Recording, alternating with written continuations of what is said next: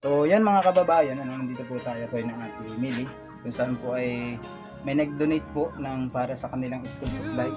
At yun nga po ay si Ma'am Tintin Perez. So maraming salamat ma'am sa iyong pag-sponsor sa kanila. No?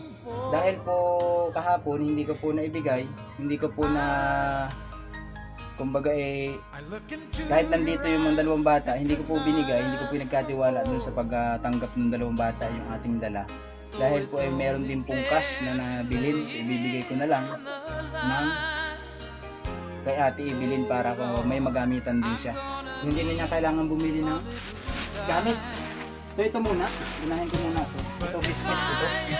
No? So ito pwede mo ipabaon mo sa kanila. Diba, bukas ba ang starting ang isang araw? Sa Lunes. So binilhan ko na po sila ng maraming mga biscuit para po sa kanilang pambaon.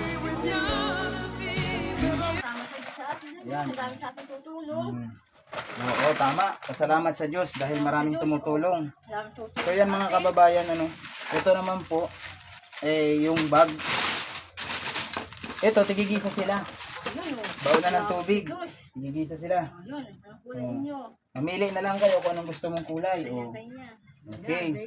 Tapos itong bag, siyempre pang lalaki. Ito, lalaki ko. Ito sa kanya. Tapos i-open po natin ang bawat laman. Usog ka ng konti, bibi. Ayan, usog mo na. Ayan, meron po tayong, gaya po ng request ni ma'am, kailangan kompleto. Ito yung pencil box, no? May crayon, lapis, isang box din yan. At yung sapatos, sinamahan ko na po ng sapatos, hindi ko lang po alam kung kakasya sa kanya. Sige nga, testing mo nga. Testing mo, sukat mo lang. Kahit isang kamay, ay isang paa lang. Kasya yan. Yan. Oo, kasya. Oo, kasya. Sakto ah. Okay. Okay po, sakto po yung ating napili. May medyas ito. Pwede kayong mag-share sa medyas kasi marami ang bawat laman ng medyas. Then ito po yung notebook. 5 pirasong notebook. Meron pong 2 pirasong papel. Ayan. At meron pong reserbang pantasa, gunting at saka crayon. So bali tigagalawa sila.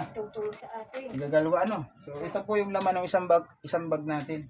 Balik po natin ulit para hindi masikip. Ito yung laman ng isang bag. So dito muna mga kababayan. Yung laman ng isang bag.